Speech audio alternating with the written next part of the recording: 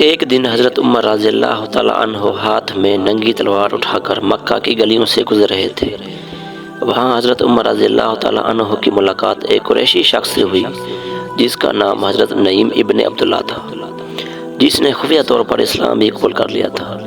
جب حضرت نعیم رضی اللہ تعالیٰ عنہ نے حضرت عمر کے ہاتھ میں تلوار دیکھی تو پریشان ہو گئے۔ ان سے پوچھا، اے عمر، تمہارا کیا ارادہ ہے؟ عمر بولے کہ میں مسلمانوں کے نبی کو قتل کرنے جا رہا ہوں۔ یہ سن کر حضرت نعیم رضی اللہ تعالیٰ عنہ نے کہا، پہلے اپنے گھر کی خبر لو، تمہاری بہن اور بہنوئی مسلمان ہو چکے ہیں۔ یہ سن کر حضرت عمر رضی اللہ تعالیٰ عنہ جلال میں آ گئے، بہن کے گھر کا رخ کیا۔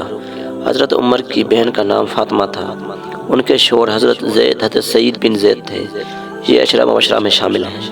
حضرت عمر کے سعید بن زید چچا زاد بھائی بھی تھے۔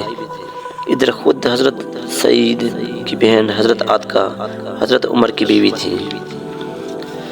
بہن کے دروازے پر پہنچ کر حضرت عمر رضی اللہ تعالیٰ عنہ نے دستک دی۔ اندر سے پوچھا گیا، کون ہے؟ انہوں نے اپنا نام بتایا تو اندر یک لخت خاموشی چھا گئی۔ اندر اس وقت حضرت خباب بن ارت انہیں قرآن پڑھا رہے تھے۔ انہوں نے فوراً قرآن کے اوراق چھپا دیے۔ حضرت فاطمہ رضی اللہ تعالیٰ عنہ نے اٹھ کر دروازہ کھولا۔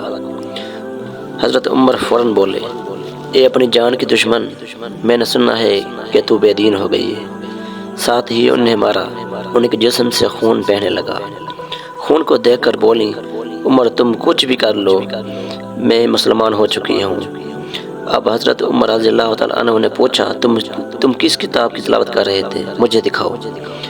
حضرت فاطمہ بولی، یہ کتاب تمہارے ہاتھ میں ہرگز نہیں دے سکتی، اس لیے کہ تم ناپاک ہو، پہلے غسل کر لو، پھر دکھاتی ہوں۔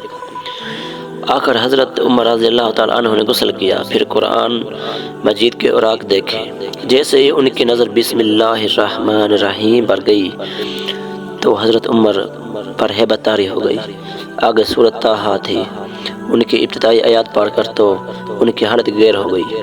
بولے، مجھے رسول اللہ صلی اللہ علیہ وسلم کے پاس لے چلو۔ حضرت خباب بن ارت اور حضرت سعید بن زید ادھر ادھر چھپے ہوئے تھے۔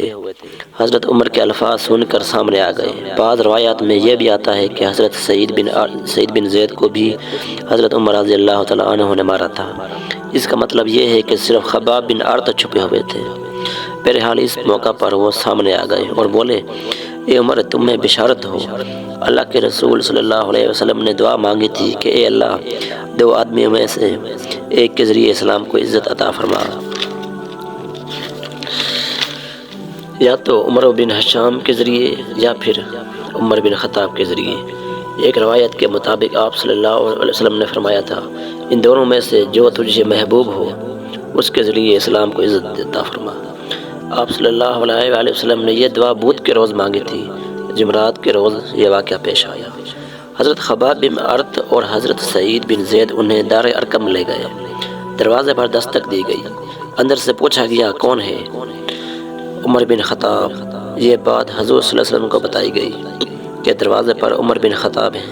آپ صلی اللہ علیہ وسلم نے ارشاد فرمایا، دروازہ کھول دو، اگر اللہ تعالیٰ نے اس کے ساتھ خیر کا ارادہ فرمایا ہے تو ہدایت پا لے گا۔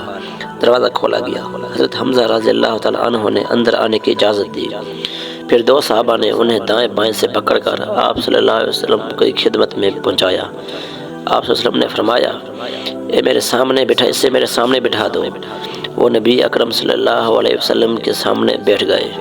آپ صلی اللہ علیہ وسلم نے ان کے کرتے کا دامن پکڑ کر انہیں اپنی طرف کھینچا اور فرمایا، اے ابن خطاب، اللہ کے لیے ہدایت کا راستہ اختیار کرو۔